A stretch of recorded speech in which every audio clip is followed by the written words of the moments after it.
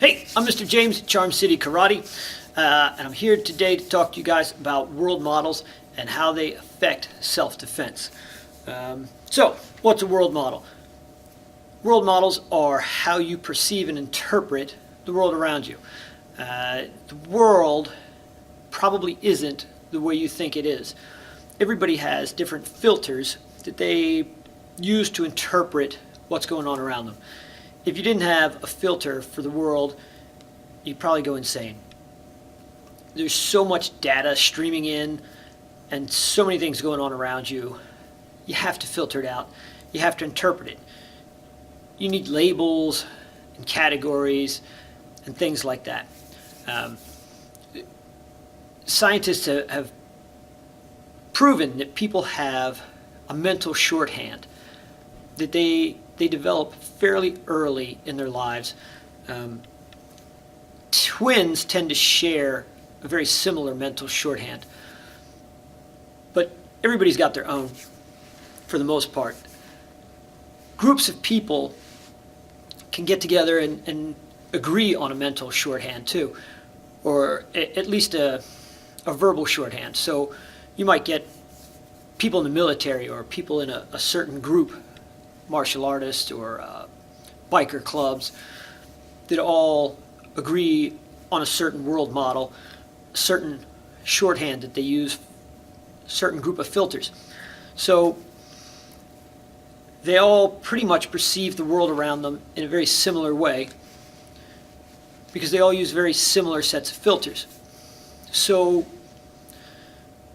the problem comes in when you have one set of filters or one world model that clashes with another world model. June Cleaver's world model is not going to work very well with Sons of Anarchy world model. Okay, so you have an outlaw motorcycle club and a housefrau from Middle America. It's just not going to work. All right. Anytime you have very disparate world models, you can have a big problem. The biggest problem is when you don't recognize somebody else's world model and the fact that theirs doesn't necessarily agree with yours. The first part of self-defense is awareness. If you have proper awareness, you can avoid 90% of the problems that you're going to run into. I believe, as a professional martial artist, that if you have to hit somebody, you messed up. You blew it. You should be able to use your awareness to get you out of most things or avoid most things, and then be able to use your verbal boundary setting to get you out of most of the things that awareness didn't help you with. So having a good understanding of world models and the fact that other people's don't agree with yours will help you not only to be aware enough to avoid screwing up and stepping on toes, but if you do, it'll help you be able to get out of those situations by explaining yourself or talking your way out of the situation you got into. All right, so really the biggest problems happen when you just don't understand or respect somebody else's world model.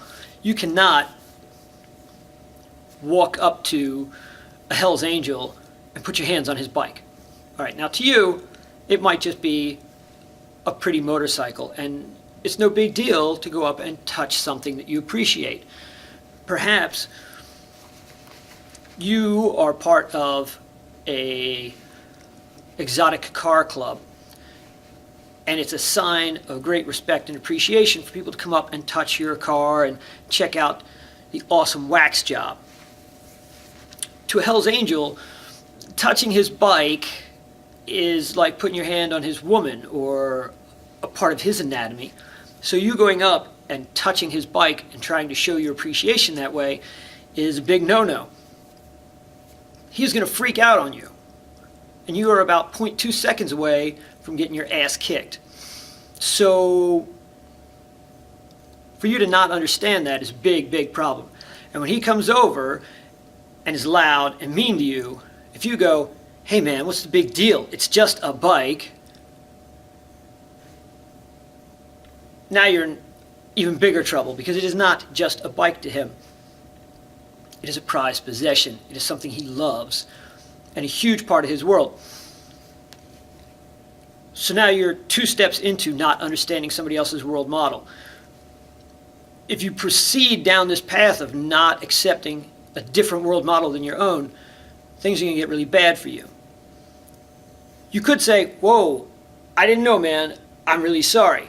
He's going to growl at you, probably think you're a stupid civilian. You can apologize. All right? And keep going with the, I didn't know, I'm sorry.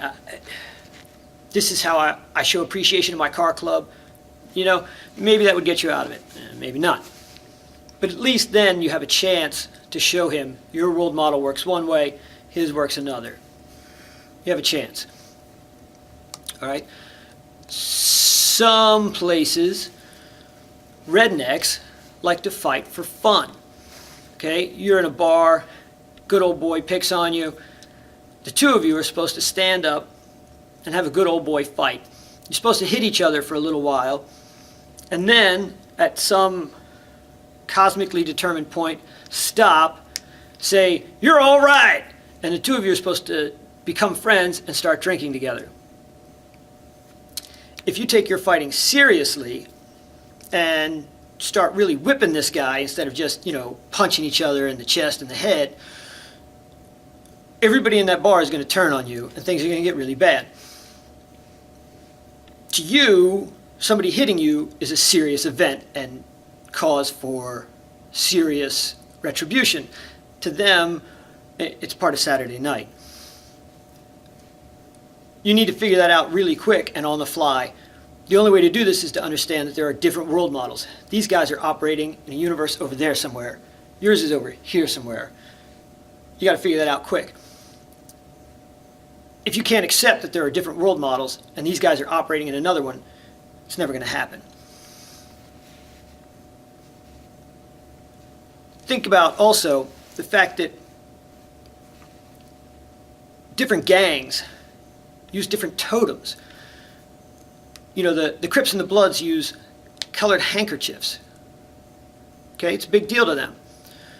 You walk through a certain part of LA, or actually these days it's just about any major city, with the wrong color handkerchief stuck in the wrong pocket, you could be saying something very bad. You got to watch out for that stuff. All right? Even worse is throwing gang down signs because you don't know what you're doing. You think it's funny, you do it on a YouTube video, the next day they shoot up your house. Bad. You got to be ready to respect things that you don't know. Okay? And think about this too. What, to you, if you're a civilian, you're watching this, what do our societal laws against things like assault and battery mean to you? There are people out there whose world model revolve around the fact that those laws are nothing.